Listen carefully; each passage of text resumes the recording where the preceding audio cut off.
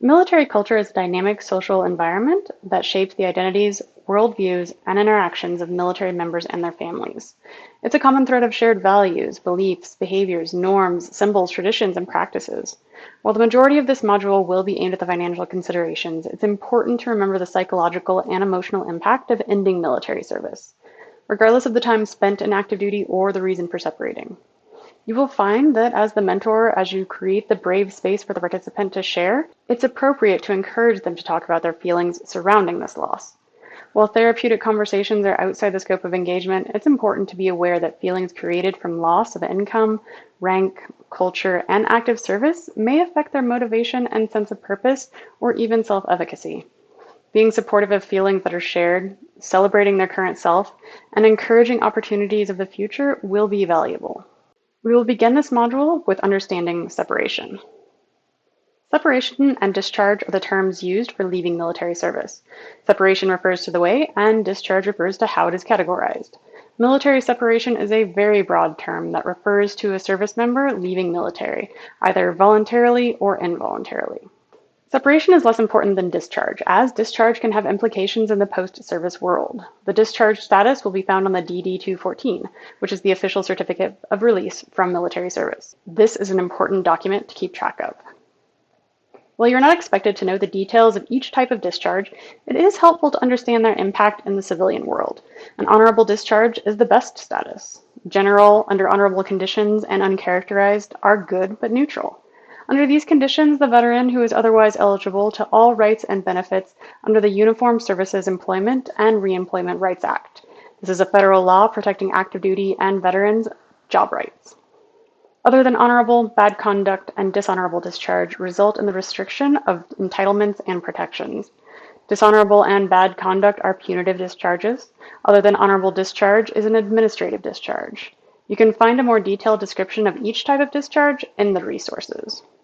Some members may choose to leave service voluntarily at the end of their commitment for a variety of reasons. Others may be involuntarily separated or denied continued service.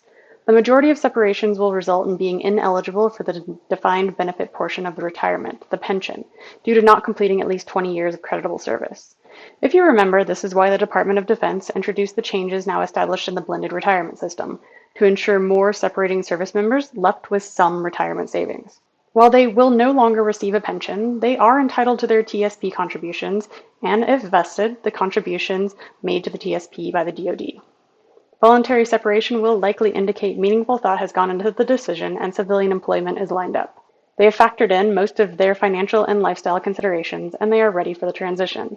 Involuntary separation can happen due to entry-level performance or conduct, a punitive decision, failure to comply with the enlistment contract, or a medical condition that renders them unfit for service. Any type of separation results in a loss of income and DoD benefits. Those who are involuntarily separated with time left to serve have an option to remain in service and receive compensation for this transition. If they already have served 6 to 20 years on active duty and agree to serve a term of no fewer than 3 years in the Ready Reserve, they will have continuation of income as well as a one-time lump sum payment for this separation and transition. While an unemployment benefit is not deducted from the service member's pay while on active duty, they may be entitled to unemployment compensation for ex-service members, or UCX. It applies to certain branches of the military, and the individual must have been separated under honorable conditions. The amount of benefits, number of weeks it can be paid, and other eligibility criteria are determined by the state in which the claim is filed. They will contact their state workforce agency after discharge to determine eligibility and file a claim. A medical condition could result in discharge or medical retirement. When a medical condition or disability that may not be permanent prevents the service member from performing their duties, they will be put on the temporary disability retired list. This could be a service-connected or non-service-connected condition. During this time, the member's duties are restricted as the situation is reviewed for possible discharge by Medical Separation Board. They maintain access to medical coverage for themselves and their dependents and receive a monthly stipend until their condition improves or stabilizes, or up to 3 years. While on the temporary disability retired list, their situation is reviewed by the medical and physical separation boards to determine if they're eligible to continue service or be separated. If their condition does not improve, it will likely result in a medical separation. If they received a disability rating of 30% or less, they will be separated honorably, retain VA benefits, but will be ineligible to receive the pension. If the condition is determined to be 30% or greater, they will be medically retired, with a full retirement and VA benefits. The type of disability will determine if the disability pay will be taxable or non-taxable. The VA disability rating results in a non-taxable income, whereas the time in service or non-combat related ratings will be taxable. Health insurance and points of care options will change for those separating from the military. TRICARE has been their main, if not only, health insurance for service members and their families. Retirees will have the option of continuing their insurance with TRICARE for life, but for the majority, regular TRICARE coverage ends at separation. The day after separation, coverage known as Temporary Assistance Management Program, or TAMP, goes into effect for most. It extends TRICARE coverage by 180 days to bridge It extends TRICARE coverage by 180 days to bridge the gap from TRICARE to civilian insurance. For those separated under honorable or general conditions, they can apply for the continued health benefit program after the loss of TAMP benefits. This will provide gap coverage for up to 18 months for the service member and up to 36 months for the dependent spouse or child at the minimum essential coverage required by the Affordable Care Act. As they prepare to separate, encourage them to speak with their personnel office to better understand these benefits. Most importantly, to understand, the end of service means the end of healthcare coverage as they've known it. This means the topic of insurance may be quite new to them. They will have learned about the components of health insurance in classes and will use their time with you to better understand how to apply specifically to their situation, answering logistical questions and reinforcing the education received. Active duty service members do not pay TRICARE premiums, do not incur copays or costs of medication filled at base clinics, and have never needed to search for an in-network provider as they are automatically assigned one. Additionally, they've never been required to compare coverage of policies. Civilian insurance can be a whole new experience as far as understanding coverage and cost of policies, paying premiums and copays, and researching providers.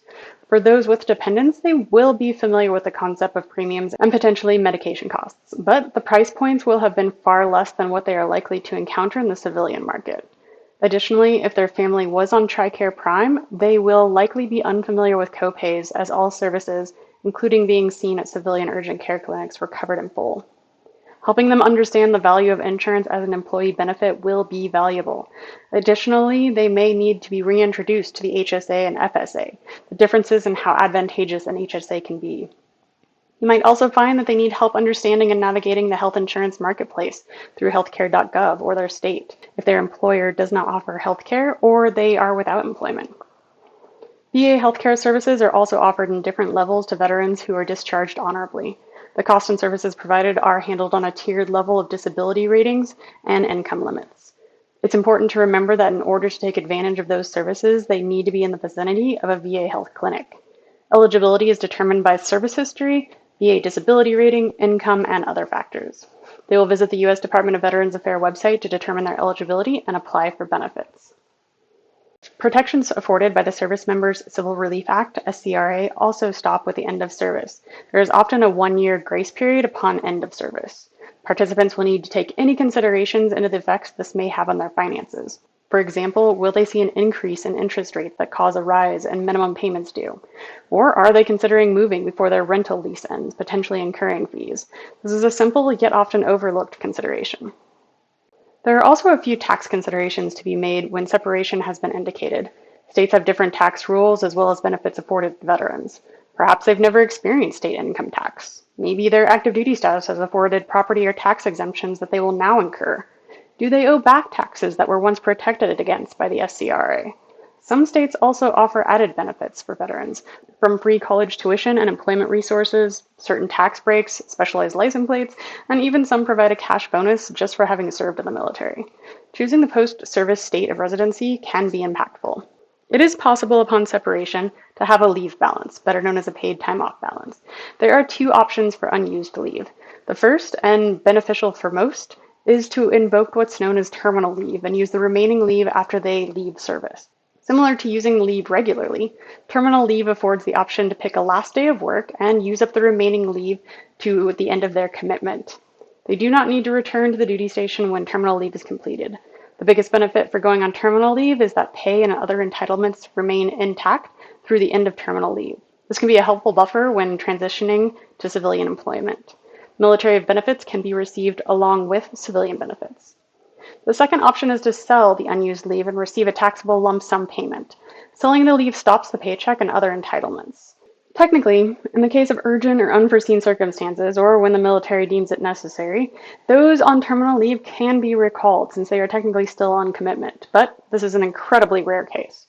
Selling leave is usually considered if there is an urgent need for transition funds or for psychological comfort due to terminal leave's recall potential.